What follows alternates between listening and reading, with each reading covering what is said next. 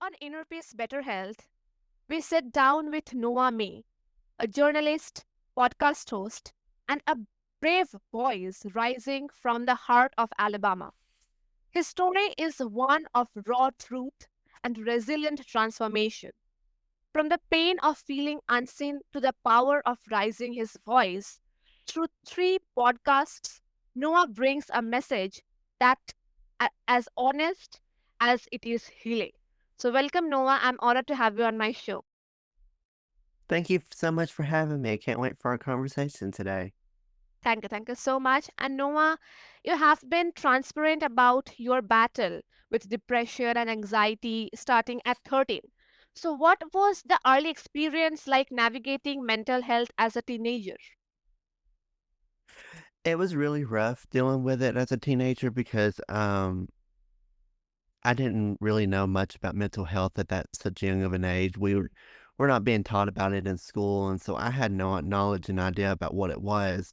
And how to deal with it at such a young age was very challenging for me because I didn't know how to deal with it.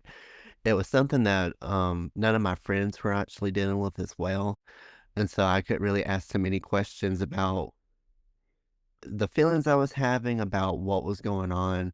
So it was really challenging, but in the end, my mom actually had dealt with some mental health struggles in the past, so she was actually able to have a understanding of what I was going through and actually was able to help me go through that. Yes. And I think your story brings the visibility to the silent struggles that I think so many teenagers, especially in this days, carry alone. And also, how did those struggles shape your self worth and identity back then? It affected me a lot, especially with the depression at 13. A lot of stuff was going on with me during that time. My grandmother had actually got sick with dementia and had Alzheimer's when it was very unexpectedly, and the depression didn't help at all. My grades were very much slacking. I was doing a lot of stuff that a lot of kids at that age shouldn't be doing. I was kind of getting rebellious during that time, and I was just really slacking. And there was just thoughts that I was having about wanting to do weird stuff. I was asking and requesting real weird stuff for Christmas that year. So I look back and see a lot of saying that it was kind of a flash of like 911 moment of I'm having a breakdown. I'm surprised no one. I was really in desperate need of help. I look back at it and I'm like, I was really in trouble back then. That I think I've said that beautifully. And also, you have come close to giving up. Yet find out a way from that. So, what was the turning point where things began to shift? I went to a I went to a doctor. I went to my doctor about what I was feeling and all the stuff that was going on, and he'd put me on some medication for it. And after my grandmother had died when I was a freshman in high school, and after that had happened, it was kind of a thing where I got diagnosed with clinical depression. And for people that don't know what that is, it's depression that comes and goes, and it's very hard to predict when it's going to happen. It could happen. I could have a depression spell for 2 weeks, and then it goes away for a few months, and then it might come back and be very much. I might have a depression spell three 3 weeks, and then it'll go away for 5 years. It's a roller coaster of I can't really predict it. I have moments where during particular parts of the year, my depression's really bad. So usually from January to about March and April is usually where my peak depression is due to some past events that have happened during those months. Um, but then about 2 or 3 years ago, went to a psychiatrist and she put me on a very well depression and anxiety medication, and that has helped tremendously. Now I still have setbacks like I normally do. The medication doesn't 100% go away, make it go away, it just really much helps it.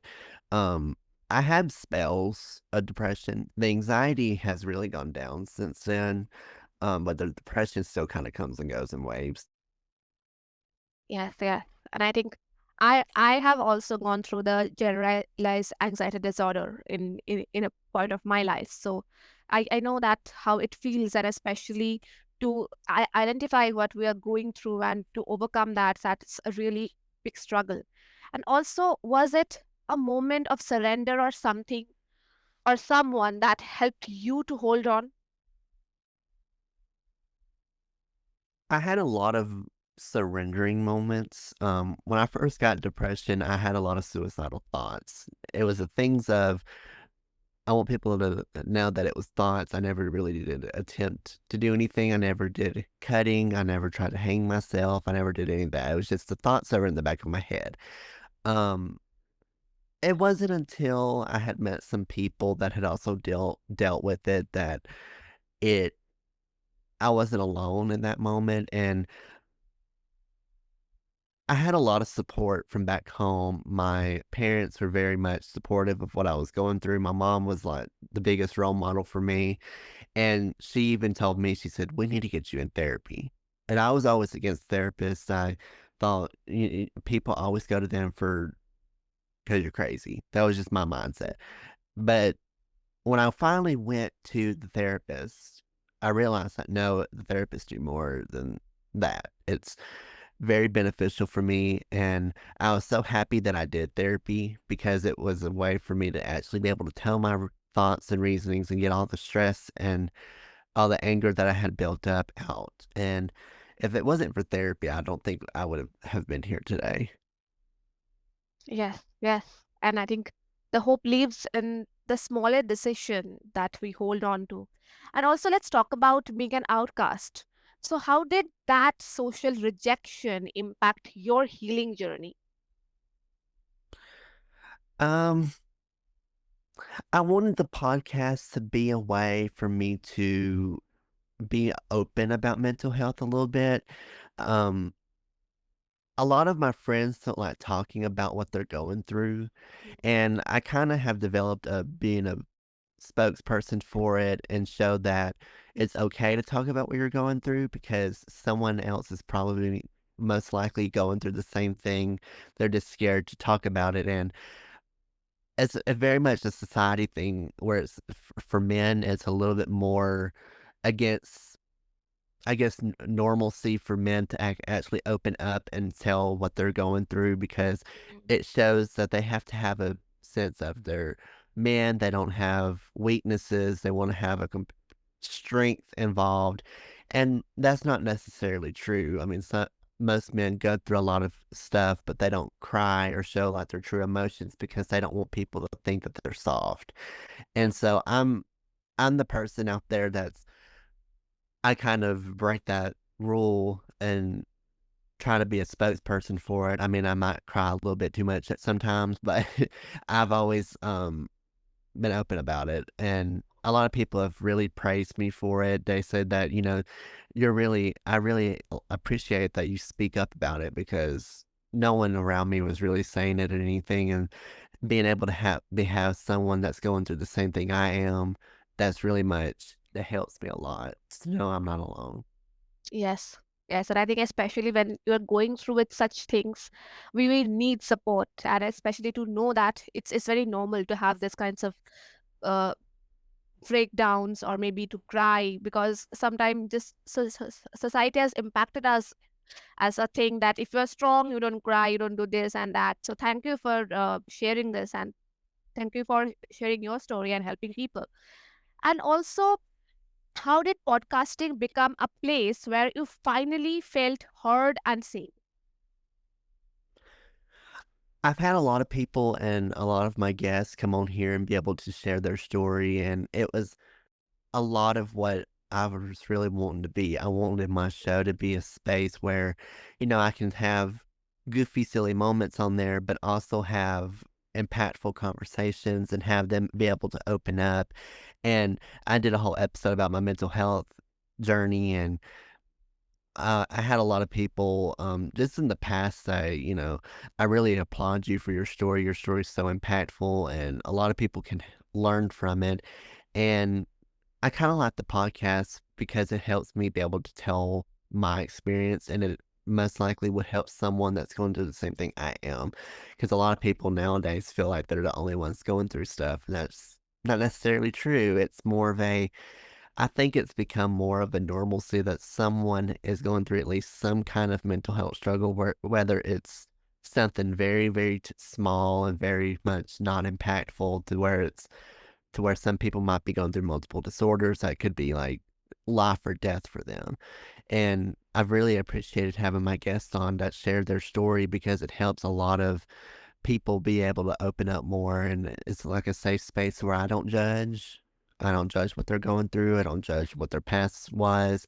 I don't do any of that. I just let them say what they want to say, and I just let them have the floor. And I've had so many great guests because of that, and it's always been good episodes when they open up and be real honest with me. Yes, yes, that's so beautiful. And now you host not one but three podcasts. So, how has sharing your story helped you to rewrite the narrative for yourself and maybe for others too? Uh, well, the 3 podcasts kinda goes that I don't like to shut up. It is more of a I don't like to stop talking. Um, I like to have people to be like, "Don't be shy and don't be scared to open up." It's more of a you'll feel a lot better if you talk to someone. I've always said, it doesn't matter who you go to talk to, just talk to anyone about what you're going through, and they can help direct you to give you some advice, they can help you to get some help from someone. I don't want people to be shameful for opening up and sharing what they're going through. I, I was always like that because I didn't know how people would react. I remember I remember the last time, when I finally opened up to my mom about a lot of the thoughts I was going through, I was like this. I was really much having like a very much anxiety attack. I was shaking because I was so nervous to finally say like all the thoughts that I was having and what my opinions were about what was going on. And after that, I felt a whole lot better. And so I don't want people to be ashamed of what you're about to tell people.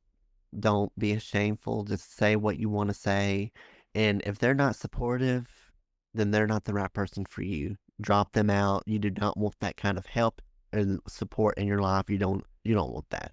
You wanna be around people that are very much supportive of what you're going through no matter what it is, and don't let them affect you in any other way. Don't let them try to change your minds about stuff, don't think that you're dumb and stupid and all this stuff about what you're going through. Be around people that are supportive of you, and they'll be there every step of the way. Because that's what really has really been impactful and helpful for me is having people that I can rely on and be able to tell them anything and not be judged for it. Yes. I think your voice didn't just save you, but it has been saving a lifeline for others also. And now you host, what is one listener message that minded you and your voice truly matter? That's a good question. I think for me, it's more of a I've had a lot of people applaud me for what I'm doing, and I don't think I'm gonna stop doing it because I've had such good feedback from it, and the podcast has done pretty well, um, because of that. And I think a lot of people like the truth and rawness about my show. Um, Now some comments might come back bite me in the butt later, but um, I'm the I don't know. I've had such good feedback from people, and people have applauded me for it. So yeah. Yes, yes, and that's beautiful. And also, what do you want to tell the person out there who feels like they are drowning in silence, just like you once did? It takes time. To be take your own time and wanting to tell your story. Don't let people try to force you to tell it when you are not ready. Um, and when you're ready to tell your story, do not be ashamed for it. Don't be. don't let the person or the person you're going to shun you for it. It's okay to show your true emotions. It's something that we're human. We all are not perfect. Just have your person be supportive of you, and don't be scared to go get help if you need to go to the therapist, a psychiatrist, or whatever you're going through. Do it. I know it's. I wish one thing about it is I wish it was free. That's just kind of the world we live in. It's something that's not free. So if you're able to afford it, I highly recommend doing a therapist and psychiatrist and be able to go and tell your emotions. Is a safe space. They're not going to go out and blab to the world what you're going through. Whatever you say in that room will never leave that room. And just find a good group of people that are supportive of you and you can trust them. It's a big process of whenever you're ready to tell it and um, just be proud of what you're going through. Don't let it affect you in any way. Even though I have depression and anxiety, I don't let that affect my life. I continue living it, and it's just something we have to deal with. And it's it's a setback, but it's something that I do not let me get down. I continue living life as it is, just one day at a time. And if you're going through something hard, it gets better. Just take one step at a time. Just go day by day, and I promise you things will get better, and it'll all look up in the end. Yes, yes. And this message can literally save lives. And also, what is one habit or mindset shift that helps you stay grounded today? Music for me has been number one savior for me. I also do a lot of writing. I started doing poetry writing and being able to tell my emotions on just typing it out has really been helpful. So I highly recommend you um trying to find something that's productive to get your mind off stuff. So for me, writing, even if it's writing poetry, if you want to write a short story, if you just want to write what you're feeling, do that. And music for me has been number one. So just listening to your favorite album or song, or trying to do something outdoors with friends, or just swimming, hiking, walking, running, exercising, just trying to do anything to get your mind off anything would be helpful and beneficial for me. But for me, music and writing's been number one. And being able to have like to chat with your friends and just go out for a drive, just try to find something or anything, whether it's something dumb or something very fun. Just try to find anything that you can to get your mind off what it. Also reading. I did a lot of reading during that time. So reading for me has been very beneficial and hopefully that all helps your listeners and hopefully someone out there has found um sense of normalcy from what I was saying, but just take one day at a time and it gets better. Yes, yes. And thank you for offering the truth and light. And I think this conversation is so, so beautiful and wonderful. And for sharing your story, thank you for that. And I think the way you explained everything is just wonderful and commendable. And if my listeners want to connect with you, then what's the best way? If your listeners want to check me out, Lethal Venoms, the podcast, is available wherever you get your podcast. My social media for the podcast is Lethal Venom Podcast on Instagram and TikTok. Just go there and I post some behind the scenes stuff and as well as like episode updates and surveys for because I do some like participation for my podcast. So if you want to participate in a future episode, you just check my social medias out. I have also a link tree where I have all the information for the podcast and my other podcasts on there, and as well as my social media accounts on there. So feel free to check that out. And that's usually linked in my Instagram bio. But yeah, those are the main things. And then um, just listening to the podcast really is all I really want. You don't even have to follow me or nothing. Just be supportive of the podcast and um, yeah, that's where I'm available and continue to expand. So just be prepared for some more things coming. Yes, yes. And I will make sure to attach all the details and links below so that the listeners can find them easily and get in touch with you and can listen to you because you're a wonderful person and this is a wonderful conversation with you. And to my listeners, from outcast to advocate, Noah May reminds us that healing isn't about erasing pain, it's about honoring it, speaking it, and growing through it. If you are struggling today, know this: your voice matters, your life matters, and like Noah, you too can rise. Keep showing up, your story is far from over.